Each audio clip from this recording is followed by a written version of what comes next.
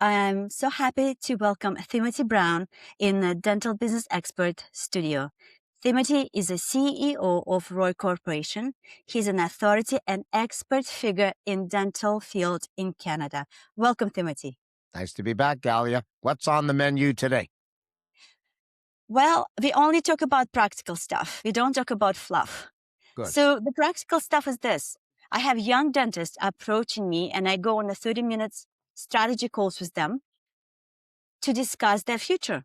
And the most question they ask is what to do, because they've been approached by the principal dentist in the practices where they work and offered fractional ownership, 10%, 20% ownership.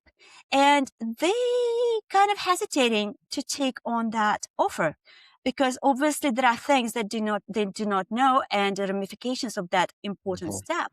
And I just would like to ask your opinion on that before we dive in a little bit further. All right. I'm just going to make a note because there's two things I wanted to mention. So, fractional ownership means junior shareholder. It happens in law practices where the senior lawyers have a great young lawyer. He or she is really excelling. They're growing and they say, we're going to make you partner. That's the language they use. We've all seen that on television. The law dramas where they say, I'm going to make partner. What that means is you have a little share of something, 5%, 10 or 20, doesn't matter how much, but you're not a majority. You're not the voting shareholder. You're not controlling. You probably have common shares. You don't have Class A voting shares, but you're in. And you've got a piece of the action. You're an owner now. It might be a small ownership. There's pros and cons to that. The first is that it's not expensive. You can get in at a small share for a much lower price than buying an entire practice. You're not the boss. Just to make no mistake about it. You may be a shareholder and you may be invited to meetings and you may get a vote, but if I want to change the paint colors in the office, I'm the senior, I'm changing the paint color, right? That's going to happen. Oh, I had a thought. Oh, what they call it is minority oppression. So in some instances, the senior partner can oppress the junior by being the dominant decision maker or the managing partner. And you really become quite powerless in those circumstances. So there's more pros and cons to it. But when you're a junior and you have limited powers. Does that make sense? Yes, absolutely. So true. And that's what I bring up in these conversations. Yes, maybe they're younger dentists to the practice, but they already had 5 years of being an associate. So they actually hone their trade. They're fantastic dentists. They're efficient. They produce. Patients love them. They have their own goodwill, so to speak, which they don't own, but they actually have patients who only see them in the same particular practice. But what happens? There is no equity, right? And everybody now understand what equity means. But besides having equity or stake in something, you have to understand another important step, which is liquidity. How liquid are you in your investment? If you're partial owner in a practice, you are not liquid. You cannot just sell your shares to anybody on the street. You have to find another dentist who's willing to buy your minority position. And that's quite illiquid. Besides, if you're not making dollar-based decisions, if you're not making money decisions, you're not a true owner, right? So that's a major factor dentists have to look into considerations when they looking into that. And the reason why they hesitate to become 100% solo owners is because they believe, or they may believe, that they do not have enough business expertise or management expertise or leadership expertise to run a practice. What I would say to that is that these skills can be learned. If you can learn to do a root canal and prep a tooth for a crown, you can learn business. Oh, yeah. So that's my stake on that.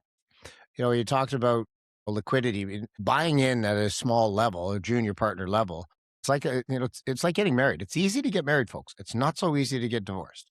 So how do you get back out of those partnerships? If you enter, say you have 10 or 20%, one way to assure control is to make sure you have options to gain a controlling interest. One day you want to be 51% or more. Now you're the managing partner. You're the controlling partner.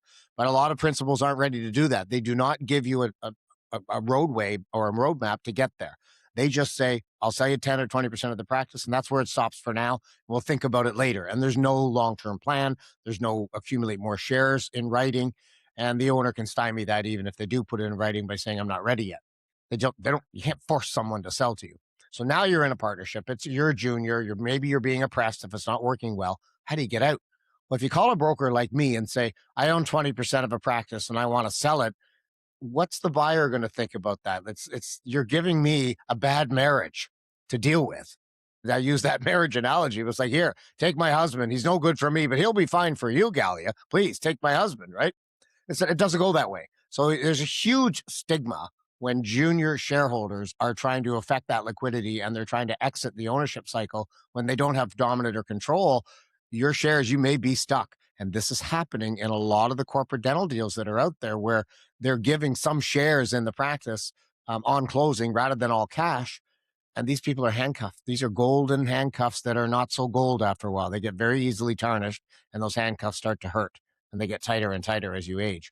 So be very careful about fractional ownership, please. Be very careful about it. Yeah, that's a great advice. And thank you so much, Timothy, for sharing your wisdom with the dental community. Thank you Well, so you're much. doing the same. So, I wrote a book and it's free to anybody that wants a copy. So just reach out to Galia or myself, dental practice book, 10 CE points here in Ontario.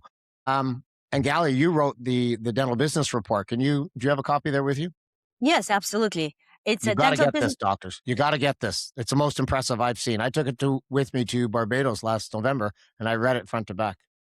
Thank you. It's an easy read. It's very deep. It's not fluff. It's my personal experience and the best practices. It's 99 page printed report. You can get it on my website and just pay the shipping, and I'll ship it to you, to your practice or to your home. Thank you. Thank you.